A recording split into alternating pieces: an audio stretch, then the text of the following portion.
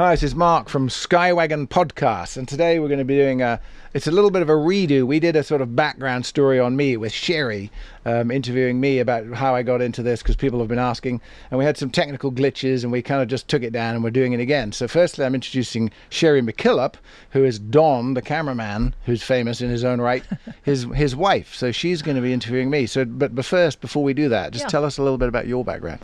Wow, what part of my background do you want to know, Mark? How did you get into pilotage or aviation or anything, and are you? Well, you would call me pilot adjacent. Okay.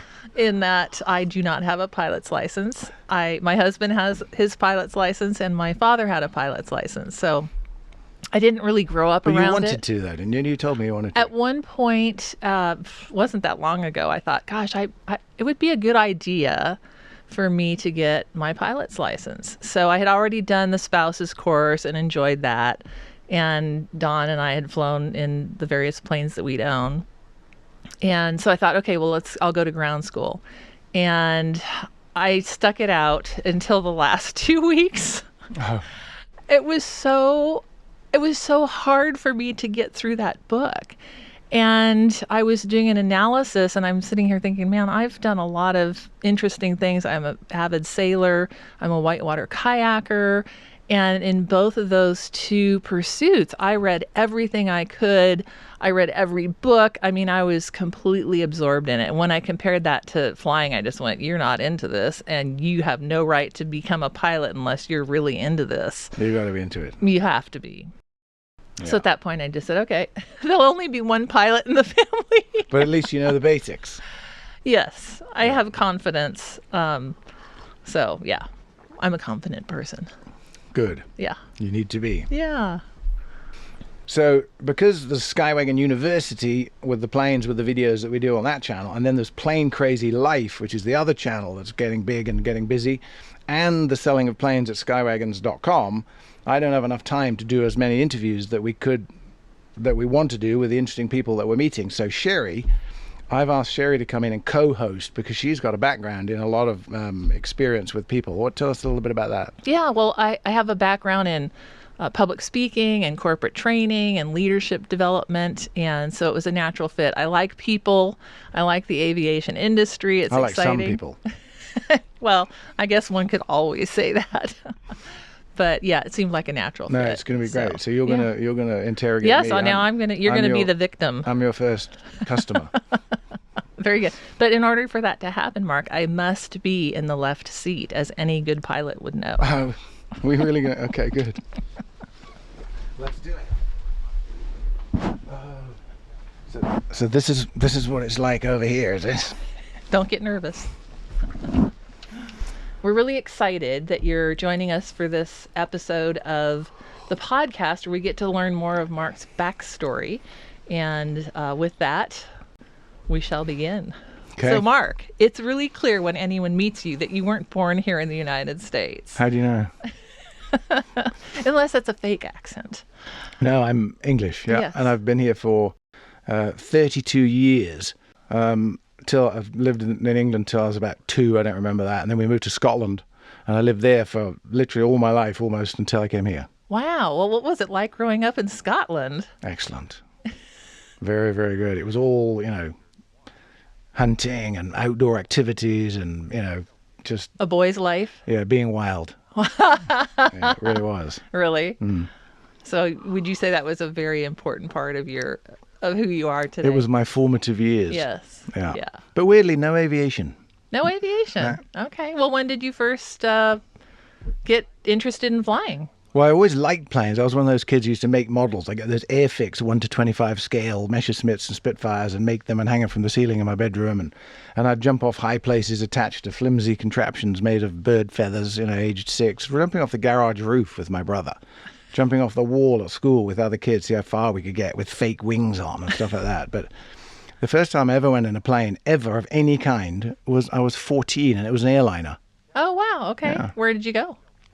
Well, I actually flew from England with my grandmother back up to Scotland to go on a trip around the Outer Hebrides in a converted fishing trawler. Wow. Which is a tour, like an adventure outdoor tour thing. So I went on that flight, in the old days, I went up to the cockpit and looked out the window and met the pilots. So how big of a plane was this? It was a 737. Oh my gosh. Okay. That was a big plane. But still, I went up to the cockpit and met the pilots and looked out the window. That's very good. Yeah. Now, your grandfather also had a plane, is that correct? Yes, so he's my my grandfather, and he had he flew mosquitoes in the Second World War, and he's a lot of stories there. But he had a Cessna 310. He had one of 3 310s in Britain, and it's still in Britain somewhere. It's flying for Atlantic Aero up in. There's oil dispersal for in Inverness or something like that for breaking up oil slicks. It's still flying. Wow. But when he got too old to fly it, I was too young to know. Oh. So the overlap wasn't there enough for me to Yeah. ever go in it. I did sit in it once, and I can tell you a story about that later on in this. And your dad had no interest in flying? Dad never flew, but Mum's brother was in the RAF, the Royal Air Force. So he flew Hugh Fraser around, the owner of Harrods in a King Air. Yeah. He flew Hawker Hunters for the Air Force, and he always would be telling me flying stories. So I had these sort of like interjections of family telling me about planes, but I didn't really ever go in one until, I came to America and went to Alaska and got on a 206. Interesting. Well, what was the first small plane? Was that? That was it. That was it? Yeah, I went in a 206. That was, let me see, you'd already been to university. Oh, yeah, college left. I mean, just filling in a little gap there. The first small plane ever was from Yakutat, Alaska, to landing on the Sayoo Beach, just south of Yakutat, to pick up a whole lot of salmon as a non-pilot passenger, can I come for a ride in a bush plane type of ride. Mm-hmm. That was my first ever, and I thought, I like this. Oh. I mean, I haven't done it since. But And that experience happened during your gap year when you were after Yes. university and still trying to figure out what you wanted to do. So I left college with a degree in land management, and I came over here to learn to fly and stayed. No, Gap year. No, sorry, I'm getting ahead of myself. Yeah. Before that, when I was traveling around the world, I was in Alaska, and I worked at a lodge in Yakutat. And there were these planes everywhere, and in the end, I got a ride in one and landed on a beach. And we were literally cooking salmon on an open fire with beers in the trees behind us at twilight with a 206 parked on the sand. The best. Yeah, and I just thought, these little planes are cool. And that was a 75 non-turbo 206, I now know. Okay. And so that experience, you went back to England, and at that point, you were trying to decide what you wanted to do with your life? Well, I was supposed to be a land manager and manage land. Right. But because that was part of the Scotland influence, yeah, yes? Exactly. Yeah, I always thought I'd have a sort of large estate and live on it. Aren't they called a gilly? The gilly is No, the a land? gilly is a gamekeeper's assistant. Well. Which I did do too. Thank you for that. No, but I always thought I would manage or own a giant estate in Scotland and live on it and drink gin and tonic and shoot deer. But it didn't turn out that way. I thought I'd rather fly over other people's land and maybe one day in the fun of flying have some money to buy a little bit of my land myself, but I wanted to fly. Okay, so tell us how that came about then. So you're in England, you want to fly. I saw a friend of a friend had an instructor that moved to America, and he said, I'm going to start a British flying school in Los Angeles where you can come over and learn in 1 month everything you need to know and learn and get the exam and check ride and pass a British license in America. And I thought, I'll do it. So I came to LA in 92 or 3, and I did the 1 month course, sold my MG to my mum. She gave me $3,500. So it was there when I got home. And Smart move. Yeah. And then came over here with $3,500. And that bought an airline ticket both ways, a hotel in a dodgy part of LA, and all the flying. And the 150 that I learned in was 63237. It's probably somewhere still out there. 75 150 commuter. And that plane was $32 an hour wet. So with fuel. And 12 of that was for the instructor. Wow. And I thought I was being robbed. So 21 days later, literally 21 days later, I was a licensed pilot. So you had very little money. All of it was going toward the hotel. Well, so I went home. Oh, after the 21 days. Okay. And because I had a ticket. Oh, yeah. And then I wrote a magazine article for Flying Magazine in England about how to go to America and learn to fly in 31 days. And 70 people did. So I said to the flying school, how about a little bit of thanks. And they went, yeah, come over. And they gave me a Piper Archer. And a friend came over with me from England who just converted from gliding to powered. And we got that Archer and we flew it for a month all around the Western United States, getting more experience in those 40 hours than we did in the 40 I learned to fly. I guarantee it. Wow. But and then I never went back to England. Oh, wow. So what was your base when you... Well, the flight school, they're not around anymore, so I can say what I like. The flight school was it got a bit edgy. Okay. So it moved from Fullerton to San Bernardino to Flaybob, all down in that Los Angeles basin area. You know, if rents weren't paid or planes were repoed, the flight school would move. And I was the kind of guy on the ground that helped out with all the logistics, because I was an airport bum, really. Yeah. Okay. Just trying to survive. Being and around flying planes as anything. much as possible. Yeah. Anything that flew, I'd fly it. Okay. And then, I just some of the stories about where I lived and what I did. Where were you living? Well, at one of the flight schools, if Chad Davis is watching this, I'm going to out you. Chad is my buddy from Wales who stayed as well after learning to fly. Okay. And so we were like just the kind of go-to dog's body general runaround guys for the flight school guy. And how old are you at this time? About Mid-20s, Okay. early 20s. So we were just bums. Yeah. Right? We had nowhere to live, no money. So at the flight school in the evening, everybody would bye, and the students would leave, the instructors would leave, and Chad and I would leave. And we'd put a quarter in the window of the flight school so it wouldn't lock. Bye then, everybody left, and we'd wait half an hour, come back, open the window, climb in, shut it, lock it, stay in the flight school. It was just a little shack. It was a room. Sleep on the sofa, sleep under the tables, have all our stuff there, and then wake up before everybody else in the morning, get out, clean up, and then let them all arrive. And then we can, morning, hello, see you. And they had no idea we lived in the flight school. We had no money at all. What were you living off of for food? How did you Well, do that? So when they you're- weren't paying you. No, They but were when you're just- with a group of British Yeah. students that have come over from England, and you're, let's go and have lunch, so we'd go to the little, airport cafe at Flaybob or wherever it was, and they just buy you lunch and stuff. And then the other thing I used to do is the students' accommodations had fridges in them. Okay. And when I knew a student was leaving, I would drive them to LAX, and I'd get paid a few dollars for driving them to LAX. And then I'd go right back to their apartment and raid their fridge.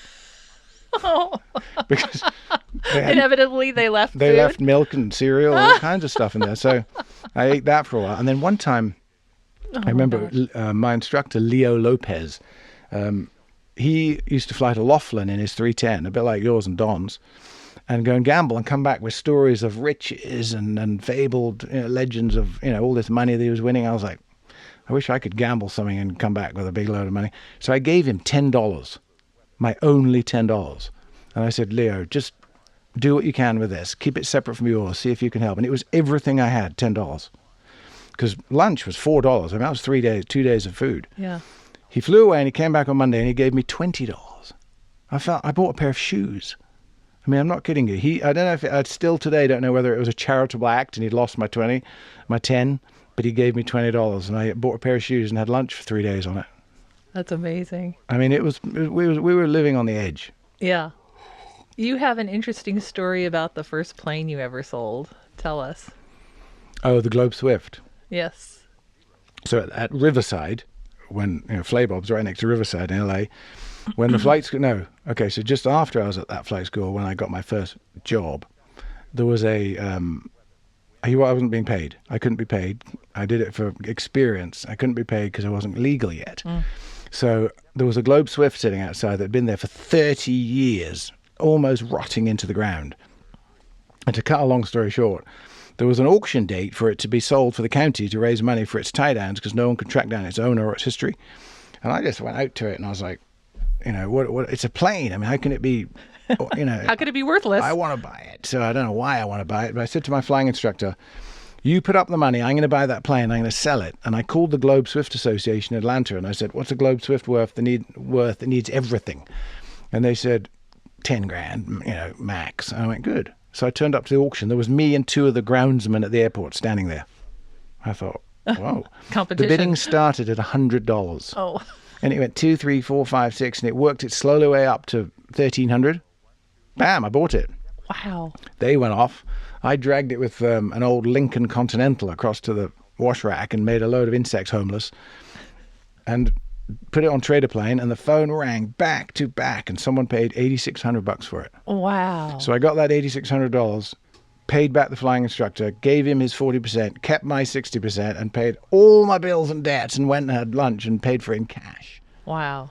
Yeah, so it was that was my first plane deal. Very good. All right, Mark. Currently, and for quite some time now, you are the owner of Skywagons. But before that, a guy by the name of Joe Stansel owned it. So how did the two of you meet?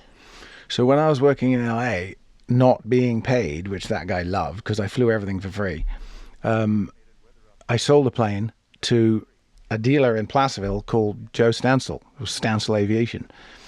And I'll deliver it, of course. You know, it was a Turbo 206. I hadn't flown one before. So I jumped in this 68 Turbo 206 and flew it up here, but didn't get here. Halfway here over Kernville in Southern California near Bakersfield, at 10,000 feet, the turbo exploded. Oh. And, you don't know the turbo's exploded. You just lose manifold pressure. So it went down to its ambient manifold pressure without the turbo. And I just thought... And you're over high terrain at that point. I'm over Kernville, Yeah. near where the Kern River goes. Yeah, exactly. And there's a little airport there. And I was at 10,000 feet, so it was the longest and most boring engine failure I've ever had. I mean, it took 20 minutes. And I'm circling this thing down and down and down. And they're landing on 2.6, and I'm coming in over the lake on 8. And I'm high, because you want to be high with a non-running engine. I'd pulled the power to idle, because I knew there was a bit of power left, and I wanted to use that at the end, not at the beginning. Yeah. And the oil, what's happening when the turbo's exploded is the oil's being pumped out of the engine. Oh. So I'm idling it. So it glided down, and I said, I'm landing straight down on 8. And the lady on the handset said, we're using right traffic for 2.6. And I said, are their engines running? I said that. Landed it, rolled off the runway, oil all over the plane. But weirdly, I mean, there was oil literally from the belly to the tips of the horizontal stabilizer dripping off it. Oh, wow. It left a shape on the ground like a dolphin with the amount of oil. Yeah. So I called Joe up and I said, the turbo's exploded. And he said, how much oil is in it? Do you want to see what the engine was like? And I said, it's still got 6 quarts. So it hadn't hurt it. So for the week it took to fix the turbo and go back to LA and get a turbo and fly it up and bring a mechanic and put it on, and me talking backwards and forwards to Joe for the entire week, when I finally got in it and headed north again for the next hour to bring it here, I knew Joe. So it wasn't just like, here's your plane, I'm a ferry pilot. It was like we kind of knew each other for a week. And he said, do you want a job? And I said, yes. And that was 32 years ago. Wow. And he sponsored me, so I got legal. Oh, that's awesome. Yeah, you became a citizen. He had a unique way of training you. Oh, yeah. Can you tell us about that? So Joe is brilliant. Joe's he's like my American dad. He's like he can be the boss hat. He can be the fishing buddy hat. He's brilliant. And I try and emulate a lot of the things. Joe Stansel rule number blah. Joe Stansel rule number blah. And they're all like one-time quotes. Like if it's difficult before the deal, it's difficult after the deal. Things like that. Joe had all these, and I remember them all. So he trained me in so many different ways. But the main reason that I can do Skywagon University and identify planes and talk about them in such depth is because Joe used to teach me how to do it, and he'd spot a plane at 100 yards and go, it'd be a 182 or whatever, and he'd say, okay, that is a 2-year model window. What are the 2 years? $100. And I'd be like, it's got 2 side windows, it's a wide fuselage, the landing lights are in the nose, it's got a camber cuff wing, it's got to be a 73. He'd be, no, 75, $100. So Yikes. So it makes you want to learn, right? Yeah. So then I'd learn, wow, I lost $100 on that 72. So then I got to know 182s and then 185s and 180s. And we played that game for years until I started winning the money back. And then Joe said, you're Game's trained. over. but I mean, people think I know a lot about planes. Joe knows everything about planes. Wow. He makes me look like a dunce. Wow. And he knows the same about every classic car ever made, every kind of gun ever shot, see it on TV, and he knows it's the wrong year for the wrong gun. He's got a photographic memory. Wow. So anyway, I picked up a little bit of that, and it's been very useful. That's excellent. Awesome. Tell us some of the different planes that you've flown. I mean, I can only imagine the list must be exhausting, but... I only fly single engine land. Oh, okay. So I haven't got twin, I haven't got multi, I haven't got commercial, I haven't got night. I haven't got instrument. I haven't got anything. Wow. I've got about 6,000 hours in single engine land. Wow. And I've flown some other planes. I've had goes in other planes, and I've felt what they're like, but I haven't got any ratings in them. Yeah. But if you just think of all the general aviation planes you see all over the ramps, all over the airports, all over the country, that's all those I've flown. Tail wheel, nose wheels, different ones, but no warbirds, no, I flew a Seneca once on my own. No, I didn't. Yeah. Can't remember. But no, it's really a single engine land. And people go, do you need an instrument rating? I said, we live in Northern California. I saw a cloud like 4 years ago. Exactly. What planes do you personally fly or have owned personally? First plane ever was a 170B, Cessna 52. Mm-hmm. And Joe bought me that in lieu of wages in the beginning. Mm-hmm. So as I got legal and got my permit and couldn't be paid, and then at the end of it, he gave me the plane. Oh, nice. Which was brilliant. And then after that, I had a Mooney, and then a Mooney, and then a 182. Okay. And then a Mooney, and then a Mooney, and then a Mooney. I see a pattern here. Yeah, Why do you choose Mooney? Well, it was weird. I mean, I thought Moonies were a cult religious group before I came to America. Oh, right. But then, and you would have been right. When I was learning in LA, at the end of the time I'd learned, and before I went back to England, the flying instructor there, he said, I've got to fly a Mooney to New Orleans from LA. I mean, that's 2,800 miles. He goes, it's very boring. Do you want to come? I'll give you time in it. And I was, yeah, right. So I flew right and left in a 65 Mooney M20C across America. And after about a day of it, I said to him, why doesn't everybody own one of these? Wow. Efficient, fast, compact, cheap, economical. I mean, I just thought it was brilliant. So when I got back into it later and could afford one, that's what I bought. Very good. Yeah, they're brilliant. Well, we became converts because of your enthusiasm as well. So. Yeah, tell us briefly about how you learned about the efficiency of a Mooney. Well, my sweet husband, who I love very much, had always wanted a 310. And so when we were Which is a big, thirsty twin engine. Yeah. 24 gallons per hour at an economical rate. But it was his dream, and we found one, and we thought it was a great deal, and he got his instrument rating in it, and we got to fly it around. And then, unfortunately, we found out that there was some pretty severe corrosion. And so it was grounded for a while, and just one thing after another, vandalism happened at the airport. And, so we weren't able to fly this thing. And the whole time I kept looking at Don going, we could have a Mooney and we could be flying it. No, but I remember I was in the front with Don, you're in the back. Yeah. Tell us that story, Mark. You looked between the seats and went, is that the fuel burn? And I was like, yes, it is. And Don went, oh, there goes the 310. Yeah. I am an efficient, economical person myself. But so now the both of you have got a 94 Mooney MSE, which is the best plane. 201 you can have. It's really which is beautiful. Yeah. It's perfect. Yeah. It's a perfect plane. I love Moonies. Yeah. But Skywagons, if you want fun, you have a Skywagon. If you want efficiency, you have a Mooney. Okay, very Just clear that up. Okay. Yes, and for me, flying, as passionate as pilots are, and it's wonderful, they love to poke holes in the sky. For me, flying is utilitarian. Get me from point A to point B fast. That's a secondary benefit. Yes, but that's my primary. So anyway, you recently have forayed into the world of YouTube beyond Skywagon, the Skywagon podcast. Tell us about that. You have a new adventure. So a friend of mine, Cole Gaither, who lives on the East Coast and does exactly what I do back there, we've got a territory which is roughly the Mississippi. But nobody pays attention to that. Yeah. He's always over here poaching. But anyway, he buys and sells planes in North Carolina, and I do it here. Yeah. So we're always interacting with different deals and stuff, and he's always been pushing to get a TV show going through various channels.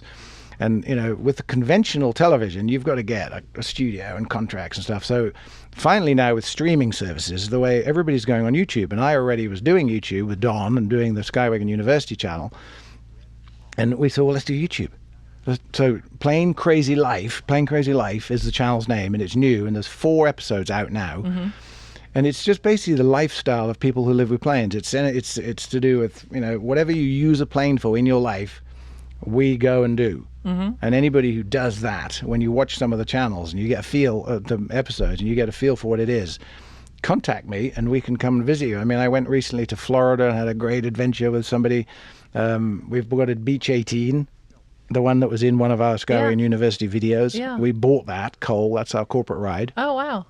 It seems really flash, but it's actually really cheap. But it's a great channel about the lifestyle of people in aviation. Roswell air races. We took a jet to Roswell and did quite well with it.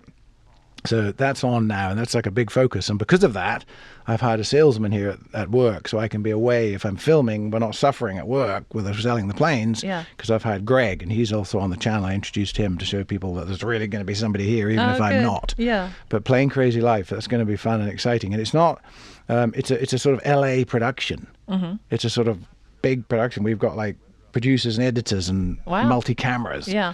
And it's bloody expensive. So anybody who could subscribe and like that, we'd appreciate it. Because we're trying to get it off the ground. That's fun. Well, I've seen a few episodes and it is very entertaining. Yeah, hopefully. And each one I think is getting better as you go. So it's and obviously varied too. Varied. Yeah, it's very different subjects. Yeah, exactly. Repos, jets, finding an old P-51 in a barn. Yeah. Watch that one. Find out more about that. That's fun. That's fun. Well, one of the things we always like to ask guests on the podcast is, do you have any flying event stories that you want to share with us? Is the FAA watching this? No, there have been, seriously, I've had 7 events. Wow. I won't tell you them all now because it could be amusing another time, but some of it has been weather related, where you just don't make stupid decisions. And I did, and I had to land it on a road. I landed a plane on a road. Do you want to share that story? Or do you actually, no, that one is actually quite funny. That's a good story. Oh, let's hear it. Okay, so I'm in a 182, early GPS, so I'm being a bit more adventurous than I should be with my positional awareness. And I got into some low overcast, and there was no way around it. So I literally made the decision in southern Texas to land it on this little, narrow, semi-paved road. I flew right over a house and landed it on the road in pouring rain. I thought I'd rather do this than die. Yeah. Good, smart decision. So I parked at the side of the road on the grass and stood under the wing in the rain. What do you do then? And a guy drives up in a Jeep, pulls up, and he goes, "You running drugs?" "What? You running drugs?" And I said, "No, I'm British." So he thought you were running drugs. Yeah, because I'm right on the Texas border, landing on a road in bad weather. Okay. I could see his point of view. Yes. So he said, when he realized that I wasn't, I said, "Look, the weather's bad. I just, and there's no traffic, no cars, So I got in his Jeep and we went to the house I'd buzzed over. And in the house, there's a mother and a little girl in there. And I had a cup of tea, as you do. And he said, "When I thought you were drug running, I called the cops."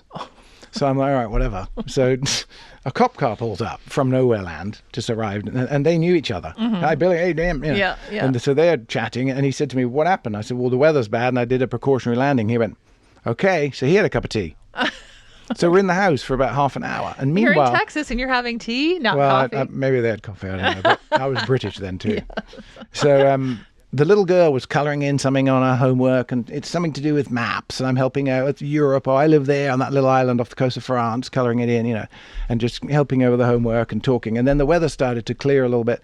And I said to the policeman, he said, "What can I do to help you when you take off?" I said, "Well, lights and sirens, clear the traffic." And there wasn't any. There hadn't been a car. So he goes herring off down the road in his Crown Vic, and I get in the 182 behind him and take off. And I peel out to the west where it's clear and go and claim altitude and carry on with my flight. And then pre-internet, pre-email, pre-whatever, we'd swap names and addresses. So I got a letter from the mum of the little girl a week later in the mail. She goes, "I've got to tell you a funny story. I went to her daughter's school the next day to pick her up. And her teacher's standing there with her arm around her, pigtails, And she said, 'Your daughter's got an imagination.' She goes, 'Why?' She said, 'Well, when I asked her how she knew so much about colouring in the maps in Europe, she said a man from Europe landed a plane on the road outside her house and our house and came in and helped me with it.'" And the mother was like, "That happened." Yeah. So, yeah, I mean, I had that turbo incident. I mean, there's just been things. But the bottom line is you've always got to have an out. Yeah. Somewhere to put it. Yeah. Don't fly after dark with low fuel in bad weather. Just yeah.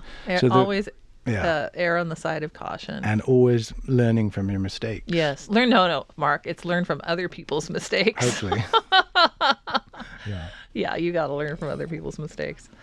Well, it's been a real pleasure getting to hear the backstory of Mark Pilkington and Skywagons and Skywagon University and Thanks. all of it. Yeah. It's funny to be in the hot seat. Yeah, well, But great. No, you're going to come be back good. sometime. No, Thank you're you. going to be good. Thank you. Yeah, you're going to be good. Thanks very much. All right.